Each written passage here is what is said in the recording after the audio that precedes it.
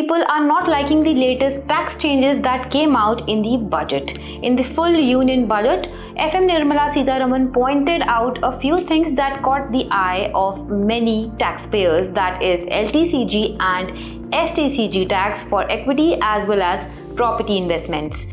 Now, to understand these changes, we need to look at examples and case studies that will further lift the cloud of confusion out there.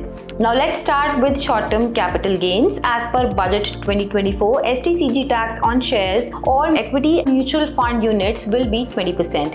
Earlier, this tax was 15%. To understand this, let us take an example. Suppose we have an investor named Naina. Now, Naina bought 100 shares worth 1 lakh rupees of XYZ company and sold it within 9 months, so she will have to pay short-term capital gains tax on it. Let's take a look at the before and after scenarios. As per old tax rate, let's suppose her investment after 9 months becomes 1,50,000 rupees. That means the gains on her investment is around 50,000 rupees. Now, as per old tax rate of 15%, she will have to pay 7,500 as tax payable. After new tax changes, investment after 9 months is around 1.5 lakh rupees, gains 50,000 rupees, but with new tax of 20%, she will have to pay around 10,000 rupees as tax payable. Now let's come to long-term capital gains or LTCG.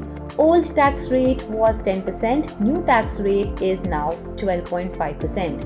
The old exemption limit was 1 lakh rupees and the new exemption limit is 1.25 lakh rupees.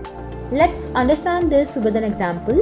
Suppose after 24 months, Naina's investment of 1 lakh rupees becomes 3 lakh rupees. So her gains will be around 2 lakhs. After deducting 1 lakh exemption limit, her final tax payable at 10% will be 10,000 rupees. As per new tax rates and new exemption limit, on her gains of 2 lakh rupees, 1.25 lakh of exemption limit will be applicable. 75,000 will be her taxable capital gain. Hence, her total tax payable will be 9,375 rupees. In this case, we can see that the new tax seems to be positive for the investors, but there is a catch. With higher gains, it is different. Let's understand this in case of higher gains as well. In case Naina gets 3 lakh gains on her initial investment of 1 lakh rupees, her tax as per old rates will be 20,000 rupees. As per new rates, it will be slightly higher at 21,875 rupees. Now let's also discuss about the confusion regarding LTCG for properties. LTCG tax rate on the sale of property has gone down from 20% to 12.5%. However, the government has eliminated the indexation benefit. Earlier, this benefit allowed the adjustment of purchase prices to account for inflation, which further reduced the taxable profit. After the removal of indexation, there can be higher tax payments compared to the previous system, but then again, it depends on the gains attained. Please note that removal of the indexation benefit applies not only to property but also to other unlisted asset classes such as gold.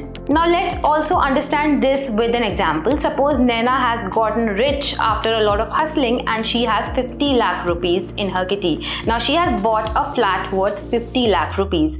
For ease of understanding, we have 4 cases with pre and post budget tax calculation. Case 1 talks about Naina buying the flat in 2015-2016 and selling in 2023-24. Case 2 talks about Naina buying the flat in 2019-2020 and selling it in 2023-24. In cases 3 and 4, we have kept these selling and buying years the same as cases 1 and 2, but Naina is selling it higher at 1 crore rupees. In case 1, after adjusting the CII or cost of inflation index, her gains come around 6,49,606, and when we tax it with 20% tax, it comes around 1,29,921 as the tax. But if we talk about new tax changes, her gains will be 25 lakh rupees and the effective tax will be around 3,12,500 rupees, taxed at 12.5%, without any indexation. In case 1, holding period is long, tax is lesser with old tax rates and indexation.